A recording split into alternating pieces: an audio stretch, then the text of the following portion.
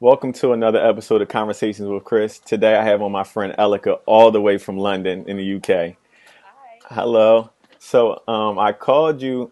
I actually wanted to reach out to you because you reached out to me recently in reference to your blog post that I read about Paris and about humanity and what's going on in the state that we're in right now. Yeah. And it was written so beautifully that I had to read it twice. And I actually wanted to commend you on that because I like to think of myself as being able to write pretty well, but yours was a cut above. So, Thank you. I appreciate that. I'm glad you enjoyed it. yes, thank you for reaching out to me and thinking that I would enjoy it. So, I I'm knew you would. I'm appreciative. So I wanted to get into that, talk about that. Like, what inspired you to write that post on your blog? Do you often write posts? Yeah, I do, but actually, this was the first time in 2015 that I was inspired to write something. Reason being, it was something that I'd been considering for a long time because in the blog I talk a lot about apathy and the dangers of apathy. And I had noticed for a long time that people were very much orientated around issues that concerned their own people. Right. So for a while, I'd been wanting to talk about that, but there wasn't. I didn't have that spark. So, but with the issues that happened with Paris, I noticed a lot of people were taking to Facebook, Instagram to show their support. And then there was a polarized camp of people who were kind of indignant about the fact that that level of support wasn't global, but it Right. was more of a Western kind of support. So Right. that was kind of like the catalyst for me to talk about what I had been meaning to talk about with that. Right. And when I read it, it struck a nerve with me because I often feel the same way. In the African American culture, you have a lot of the conscious community who basically their feelings are you should support your own people, and I'm all for that. But I feel like people are people, just as you wrote in your blog, and I feel like everyone should be equally supported. I feel like everyone should have equal help and rights and everything like that. So to identify with you on that same issues, that to me that was like I connect with her. Like I really understand what you're saying. So Yeah, what nationality are you, if you don't mind me I'm asking? Persian. Persian. Yes, Okay, awesome. but I So, was raised in the United Kingdom. oh, okay. Yeah. So you have like a different perspective as to like I guess coming across all different types of cultures. Yeah, I think that could be a product of the melting pot that I live in, which is London, Right. which is definitely, there's a lot of integration. There's lots of different races. So you get to know a lot about people's backgrounds and you get to relate to people a lot. And this is another thing that I spoke about in the blog is relatability, because I feel like empathy comes from relatability when you can relate to somebody's pain. And the problem is that people very much stay within their own communities. And Exactly. so that's kind of one of the main reasons why this has become a problem is because they're not able to feel empathy so much outside of the community that they know. Exactly. I agree. Um, One of my basic solutions that I feel like would help be a solution for future reference for people to have more empathy towards other people is basically just exposure. Hmm. I've lived in a couple of places. I lived on the West Coast in the United States, two different cities, and the culture there is very different. It's the people there are very different, and it exposed me to a lot. So I was able to step outside of my box, and so that's why I can relate to a lot of people a lot differently than where I used to be able to a couple of years ago. Yeah, I agree with that. I also think it's about opening your mind to things that are happening outside of the bubble that we create for ourselves. Like, for example, one of my earlier articles, I was talking about shadism, Right. which is an issue of the whole light skin, dark skin situation in black Hmm. communities. And prior to me writing about that, I was ignorant about it myself. Until I spoke to my friend who informed me about the situation that was going on. And it took me a lot to actually believe this was happening. I was like, no, surely that's not true. Surely that's not the case. But then when I started to read, watch documentaries, I learned that this was really an issue. And so I felt compelled to write about it. But prior to that, it would have been something I would have probably rejected myself because simply I was just not aware of it. Yeah, So I do think awareness and understanding are definitely key contributors to upping the empathy level that is necessary. I agree. Now, from on your Instagram page, I follow you on Instagram, and you're a wonderful singer, and you also produce and make beats. Um, Quite talented, might I add. Thank you. So, um, it's kind of different. We don't see too many artists who are musical artists who are, care about such issues like Mhm. this, and so Right. it's refreshing to see that you do that. So, Yes. what inspired Well, you? what inspired me? This is I've always had a huge humanitarian goal prior to even the music or anything. But one thing, when people ask me what my goal is in life, I always say that my goal is to leave the world better than I found it. Mm, And I cannot be negligent with that. I can't continue to do things that I believe are selfish goals, right. which are, music and things like that, and pretend that I don't have a duty to enhance and improve society and humanity in some way, because I think that we all do, Yes. you know. So that's always something that's a driving force in the back of my mind, that um, at some point when I have some clout in the industry, I'll be able to make a bigger impact with the things that I talk about in my blog, I and agree. things that I hope to basically just open minds Right. and get people to understand. My main thing is understanding. I love understanding people. I Right. want to understand everybody from all walks of life, and I really, I really want to I don't want to say enforce because that's a strong word, but I want to help other people be able to do the same thing. I agree. That's also I connect with you on that as well because it's a huge, goal of mine also to connect a lot of people and open their minds. As far as understanding, my psychology teacher I had once, she always would say that you don't have to agree or disagree with the person. You just understand where they're coming from. Hmm. And as I got more mature, I really understood where she meant by that. Whereas if I didn't have to argue my point all the time, I didn't have to go back and forth with people about their beliefs and versus my beliefs. It was just understanding where they were coming from, and that And really understanding that we're all alike, exactly I think it's very important to realize that nobody is in a bad situation because they choose to be. right, That's nobody's choice. I remember having a discussion not long ago about people who are in the ghetto, right, and the lack of choices they have. And, the people I was speaking to will kind of remark, like, well, why don't they just get a job at Walmart? Why don't they do this? Why don't they do that?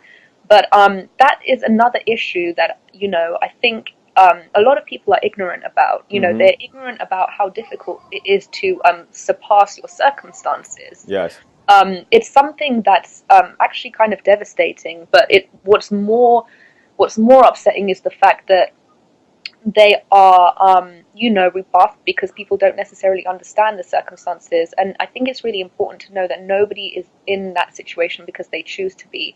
I So agree, just in general, with these kind of situations, it's important for people to understand that choice is not something that is present.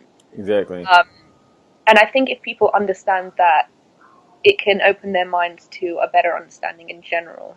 I agree. For I'm actually doing a feed the hungry event next Sunday, in light of Thanksgiving Come, coming up.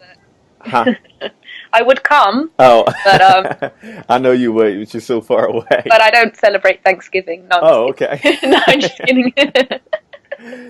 So, Yeah. I was doing it, to feed the hungry. There's a lot of people in my neighborhood, not particularly like close, but in my neighborhood that are living in parks, and there's a lot of impoverished neighborhoods around here. So I just wanted to help out, and I received a lot of backlash on some of my posts where people were saying to me, I should teach them how to get a job. You're an enabler. Yeah, yeah, that's what they were calling me, and it threw me so far back. I was like, I couldn't believe what I was reading, and they Mm. were relentless. Yeah. Really telling me that I was basically enabling them and not Yeah. really helping them. And Right. I understand that, but the problem is that people they only understand from their level of perception. But what we as humans fail to realize is that how important and how impactful our growing up has on our um, mental abilities. You Right. know, like I think um, you know, child psychology is a huge factor in these things because the things that you see when you're growing up, the things that you learn, the love that you receive, the love that you don't receive are all contributors to how able and how unable you are to live a healthy and steady life. True. You know, so if you're only coming from a place where you're taking your understanding from a healthy background and applying it to those people, that's unfair I agree. because they didn't have what we had, I agree. and they're not able to conceptualize those abilities that we try to ascribe to them. Exactly. You know. I agree. So what basically do you think with your upbringing, or is it religious, that may have made you come along to this path that you're on now? Um, I think it was a point of consciousness, and I don't like to use the word consciousness in general because I think that it's very overplayed on social media. It's very elitist. Right. So I don't like to use that word too much, but I think there just came a point, and I can't say exactly what it was that triggered it. That I just started to read. I mean, I always read a lot of books, but I started to watch a lot of documentaries about specific things. You Mm-hmm. know, Judaism, even Nazism, Shadism, just anything relevant to culture, history, Mm-hmm. and the more the more I learnt, the more I realized how little I knew. I was just having that conversation with somebody, but go ahead. Yeah. So knowing how little I know makes me aware. Um, it makes me open minded because now I know that I don't know. Yes. You know what I mean? Yes. Now I know that I really don't know. Yeah, I was having this conversation with my sister. I was telling her that the more that you learn and the more that you find out about, what's going on in this world, you really realize that you really don't know anything. Everything you thought you knew was so minute into It's the so true. grand It's scheme of so things. true. And people who have, you know, really, you know, rock solid opinions, I just, I don't like opinions in general because I just think there's no point to an opinion. Right. But when I hear people make these really rock solid opinions on things that they have no idea about, it just, to me, I think for them, they feel like they're appearing more intelligent, but for me, it's kind of the reverse because I have more respect for somebody who admits that they know enough to know that they don't know. Yes. You know? Yes. I also read a quote that was relevant to that. That was saying it was basically that you could know. It's a mark of a wise man to accept an opinion, no, to listen and hear opinion without accepting it, Mm. basically, so that you don't have to fully. A lot of people in my family who are religious. I'm not religious anymore, but a lot of people who are religious, we often had these debates about it, and they're so firm on their standpoint, and I'm like, you don't really, you didn't do enough research. You don't know enough to be so firm on that point, and Yeah, you sometimes know, they're offended. I agree with you, but at the same token, I think that while I don't believe in religion myself, or maybe I have some sort of spirituality as a religion, I'm not sure. I do. I'm glad for religion because Hmm. I think it gives people faith, and I whether agree. that's undue or due faith is irrelevant because it keeps people on a good path. So whether people need to be on a good path because they believe in a God that may or may not exist, Hmm. or because of their moral compass, um, that's kind of irrelevant as long as they're. Do you know what I mean? Yeah, I'm not going to interfere in what you believe as long as you're on the right track. It's only when exactly. that goes awry that it's a problem. You know? Exactly. My What I always say is that all religions were based off the same infrastructure. It was really based off about love and doing what's right, um, as a It whole. just went awry. And Yeah. yeah, and people started to divide that and Hmm. put it against each other. That's where it went awry at. Yeah. I think that came from moral superiority, which comes from the ego, and the Hmm. ego is the antithesis to consciousness. For sure. You know, so people wanted to now be like morally superior in the sense that my God is better than your God and Right. is more right than your God. Right. And I think that's when it went the wrong way, because initially, now those are the fireworks. I don't know. The point of religion was to unite people, but Exactly. instead now religion divides people, which is why I just cannot. I mean, I can respect it, but I just Hmm. can't be a part of it. I feel the same way. I actually, as of recently, as about maybe 3 years ago, I've decided to distance myself from religion, and I was doing a lot of research on different religions in the world, and I believe it's Judaism. Is that what you spoke of just now? Yeah, Judaism. Is that do they practice that in India? No, Oh, okay. Judaism is Jewish. Oh, okay. No, there's a Hinduism, Hinduism and Sikhism, mhm.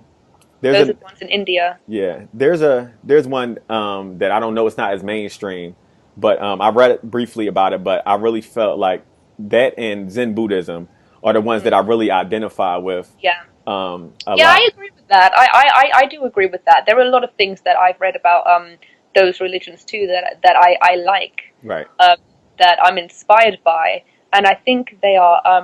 There are some religions that are more tolerant and Hmm. more accepting. So I agree with that, and Buddhism as well. I think I read. I can't remember what book it was that I read. Oh, Tao Te Ching. Mm, Have you read that book? I haven't. It's one of the greatest spiritual books ever written. I think it's largely based on Buddhism, but it's a very open and just a beautiful, I don't know, religion, spirituality, whatever you want to call it. Hmm. But yeah, I agree with that. Yeah. So have you ever thought about writing a book, being as though you write so beautifully and you read Yes, a thank lot? you. I've always wanted to write a book. I'm torn, first of all, between fact and fiction. So Hmm. I'm torn between whether I want to write a story, or whether I want to, talk about issues that I want to talk about. Right. But the second issue is timing, Yes. because I can't be jack of all trades and master of none. Yes, I So, agree. but that's definitely in the pipeline. And if I ever write a book, that will definitely be by far my best accomplishment, because it's always what I've wanted to do from young. You Yeah. know? I feel like well, I'm definitely like in the beginning phases of writing a book, and I was also torn between the two, like you. Hmm. The idea that I came up with, that I wanted to create a novel, but make it a fictitious character who was doing it to get the point across. A lot of people are more accepting of things being as though if it's not nonfiction, so to speak. For Right. example, in the Planet of the Apes movie, the last one that came out, it was so true to like what's going on in this world, and people really understood it. But I'm sure if it wasn't the monkeys that were playing the role, the people would perceive it differently. Yeah. It's funny because I had a concept for a book that I wanted to write, and it was based on a dream that I had. And the dream was basically about this girl who was like a Christian girl. She came from a very destructive family, Hmm. and in the story she had run away, and she had come across a kind of like an airport slash military plane base, Hmm. and it was an Islamic base, Hmm. and she snuck in, and she saw these pilots. They were Muslim pilots, and she eventually developed just like a friendship with one of them. She ended up going in a plane with him, and they went up, and they crashed in the mountains. And then what followed after that was the Christian and the Muslim, having to learn each other and Hmm. understand each other in order to survive and So, find their way home.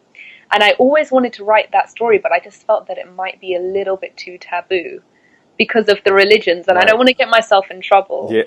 So then I thought about just making up words for the religions that Right. weren't even that religion. Right. But I'm still, I don't want to get myself in trouble. I don't know. That's not what I want to do. It's it's an amazing idea. Thank you. One thing about people who are free thinkers like myself and you, um, we we often find ourselves in situations where we can kind of get ourselves in trouble. Yes, I do that a lot. I do that a lot. I must admit I do. Um, but at the same time, um, was it Nelson Mandela, I think, or maybe Martin Luther King, who said, the hottest seats in hell are reserved for those who, in times of moral crises, remain neutral. Hmm. That's what he said. That's pretty deep. That's very deep, and I completely agree, because I think people excuse negligence, but it's not excusable. Everybody has a moral duty I to. agree. Just one second.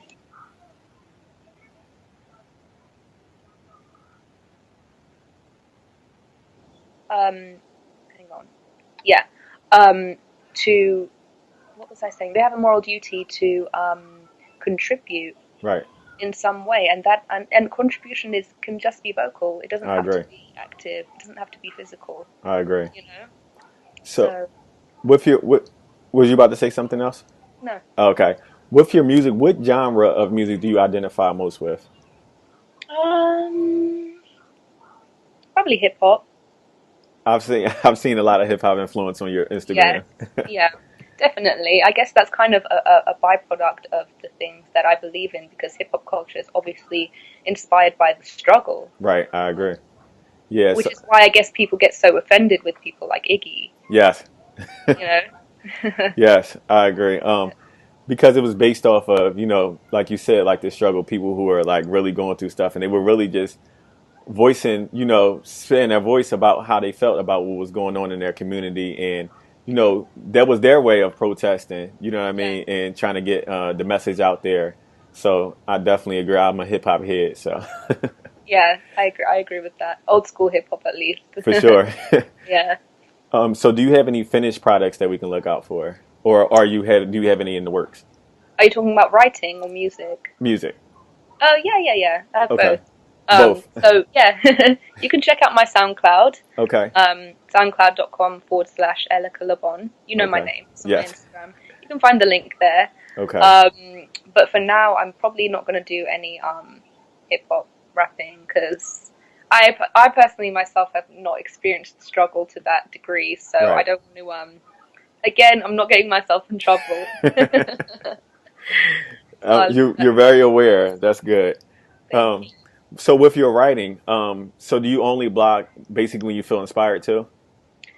Um, this year I got really busy with music, so I didn't have as much time to do that. But Okay. last year, I was blogging quite a lot, and I was making a conscious effort to because I felt like it was necessary. But now I've actually started. Well, my friends and I, we're putting something together, Okay. which is kind of related to all of these things that we're doing. We want to start something where we're going to talk about these kind of issues. Mm-hmm. It's going to be sort of like a website blog, vlog, Mm-hmm. all-encompassing thing where we're going to try and be more active Right. with this. So that's definitely something that I should be doing into the next year. Okay. We'll definitely keep a lookout.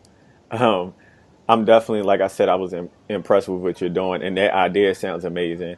Um, on my website, I've only, I attempted to blog at least once a week in the very beginning, but I got so caught up. I have like an apparel line, I have community outreach things that I'm doing, and a whole bunch of things that I'm planning for 2016. So it's a lot that I'm doing. It So gets difficult. It does. it It does. does It gets difficult. You get pressed for time. for sure. And the one I wrote recently was about Raven Simone. I felt like I just wanted to Mm. address her. I had to. What did you say? Well, I felt like that she kind of. I felt like she spews a lot of self hate on TV, and it's to me it's become apparent and obvious. And a couple of things she said rubbed me the wrong way, but I felt like well that's her opinion. Let me leave it that way. But Yeah. there was an issue where it was an officer, a Caucasian officer who basically beat up a African American teen girl in class, and Yes, I saw that. yeah, and Raven pretty much, I Why? my Why did you have your phone in school? yeah, yeah. What And was to me, it was like, yes, okay, she shouldn't have had her phone in school, but the point of what happened She was didn't deserve that. exactly No, it no didn't one match deserved it that. exactly, Yeah, it and was horrible. I feel like a lot of issues in our country where Mike Brown and Trayvon Martin, and a lot of these people are getting killed. And then the media says, well, here's a picture of them smoking weed, and here's their grades that they had in elementary school. You know what I mean? It's not relevant to what happened. People are so quick to buy it. Yes. You know, they're so quick to believe it. Yeah, I believe that a lot of people are brainwashed. Yeah, it's true. You know, even when like every day I learn more every day. But recently I've been watching this TV series called How to Get Away with Murder. You I've watched heard it? of it. Really good. It's very good. But you know, I'll be watching these episodes where there'll be people who are accused of a crime, and the media will have these suspects that everyone is buying into, and they're not even remotely close to who the actual people are. And it gets me really thinking that, wow, I'm the person that's reading these stories and believing that these people are killers who aren't even, you know what I mean? Like, Yeah, it really opens my eyes to how much we really don't know. that's true. Even I know it's just a series or whatever, but it's stuff that really every day you realize that you really don't know, you know. Yes. And even with those situations with Trayvon Martin, Mike Brown, all those people, you know, there's we have to just accept that as outsiders, there's things that we will never know. It doesn't matter what who testifies and you know what the evidence is. There's a lot that we're just not going to know. True. Another thing about law that I'm starting to realize is that, or not that I'm starting to realize that is a fact, is that it's not actually relevant what the truth is. It's just who presents the better case. Yes. So in That just hit the nail on the head. right, so in those situations, you know, we can't be so quick to believe what that the thing that prevailed ultimately was just what was the better case in that situation, Right. not necessarily what was the truth. Right. I agree. And you just opened my mind up to a different aspect from looking at it, because I didn't know how to word it like that. That's but I felt the same way. I felt like, come on, like all the evidence is there. This they cannot, ignore this, and then they ignored it. So, but like you Yeah, said, it's basically about who presented the better case. You know what I mean? exactly. So it's very unfortunate, but It so is, and in that situation, you know, their cases were probably, you know, not represented very well either by, I don't know. Actually, I don't know who represented their case, so I can't speak. I don't want to say speak on ignorance, but right, that just had to have been the situation, you know. yeah. So that's why I addressed Raven. I just felt like I wanted to, if I could talk to her, these are the things that I would say to her. You know what I mean? I would. I don't really think she needs bashing. I think she needs to learn how to love. She needs to learn a lot of things. For sure, for sure. She needs to learn. She's the youngest on that panel, and it's evident from some Yeah, of the things that she says. yeah. There very seem to be myopic viewpoints, Right. but at the same time, you know, everyone is ignorant at some point. Yeah. So True. And I so would say the she the last time that I was the next time I was actually going to write was relevant to Paris, and like somehow you messaged me and I read yours and I'm like, oh, this is amazing. Like this is everything that I wanted to say in one, and it's beautifully written. So I would gladly post it on my website and like give you credit and thank let everyone know that you did it. So that's what made me want to speak with you about it. I was like, I have to speak with you, thank and you. really see where you Yeah, were coming I from with it. appreciate that. No I problem. definitely wanted to because I saw how strongly people felt about it from both parts. I wanted to Hmm. make sure I was sensitive to both camps and try to be as neutral as possible, but also say what really needed to be said. Exactly. So that's I think that's the mark of you know. No, I'm not going to say that. I can't say You can that. I was about to drop a Kanye line there, so go ahead. moving on, moving on. But I get where you're going with it, and I feel the same way myself. A lot of times I try not to rub people the wrong way or ruffle feathers. Mm, Sometimes I get in my moods where I don't really care if your feathers get ruffled. I have yeah, to say this. It needs to be yeah, said. So I it's agree. But then I also feel that, and reading a lot of these books about ego, spirituality, things like that, I think um, there a lot of people who move to this level of consciousness, when they initially arrive there, sometimes they can kind of go the wrong way hmm because I think one key thing about the ultimate state of consciousness is hmm that it is all accepting. Exactly. So you can't then develop a sense of moral superiority where you now say, because I'm conscious, I'm better than you and you're dumb and you don't know. Exactly. Because that is ego, and ego is the antithesis to consciousness. So you arrive right back underneath where you Exactly. started. So I also think it's very important, being a conscious Mhm. being, to be accepting of people who choose to be whichever way they want to be. I Um, agree. because we don't really have who are we to say what people should or shouldn't think. I The agree. only thing we can do is do our best to present things Hmm. that we hope will enrich people's lives and perspectives. True. I learned a lot of that from reading Russell Simmons books. I'm a huge Russell Simmons fan, and Okay. he advocates for the LGBT community, and he practices yoga and meditation. But he's definitely like one of the forefathers of hip hop, Yeah. And so I was like, wow, because prior to reading his books, I was under the assumption that a lot of people who do that, the yoga and meditation and stuff. Tree hugging hippies. Yeah, exactly. And I just was completely unaware of it. So, but I feel like Russell Simmons made it relatable for me, Mhm. and that's what I try to do with my brand. That's why it's positivity and culture, because I want to incorporate, the whole culture and bridge the gap between the two. I completely agree. I think that the main the main goal is ultimately acceptance, For acceptance of sure. whatever way people choose to be, whatever people choose to think.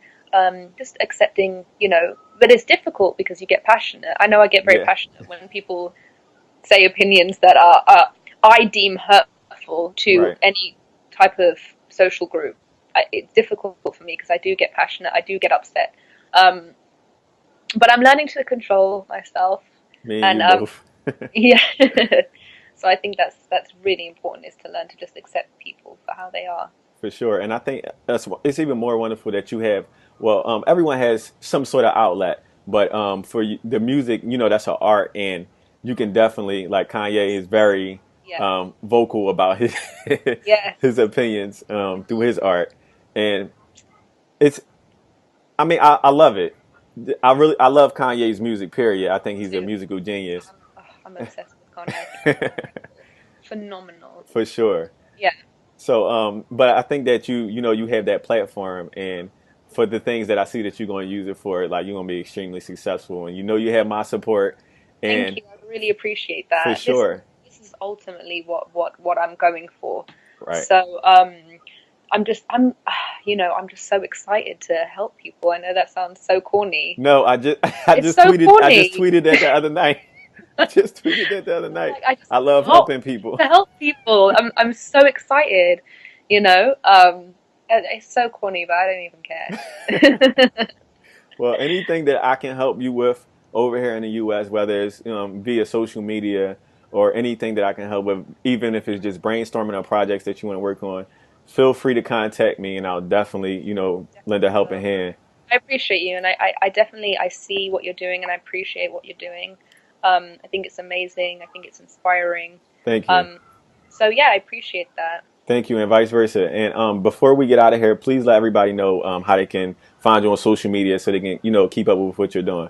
Okay. So it's the same name on Instagram, SoundCloud, Twitter, everything. It's Elica Lebon. Mm-hmm. So it's ELICALEBON, and my blog page where you Mm-hmm. can read my articles, including the Paris one. That's my name, elicalebon.blogspot.co.uk. So Awesome. that's where you can find the article, and I'm sure it'll be up on your website too. For sure. So And I'll also post a link yeah, to your blog, so that way people can click it and they can yeah. see the rest of your writings. So Thank thank you you, so much for your time all the way from the UK. I'm appreciative. thank you. Thank you. I'll talk to you soon. Bye. Bye.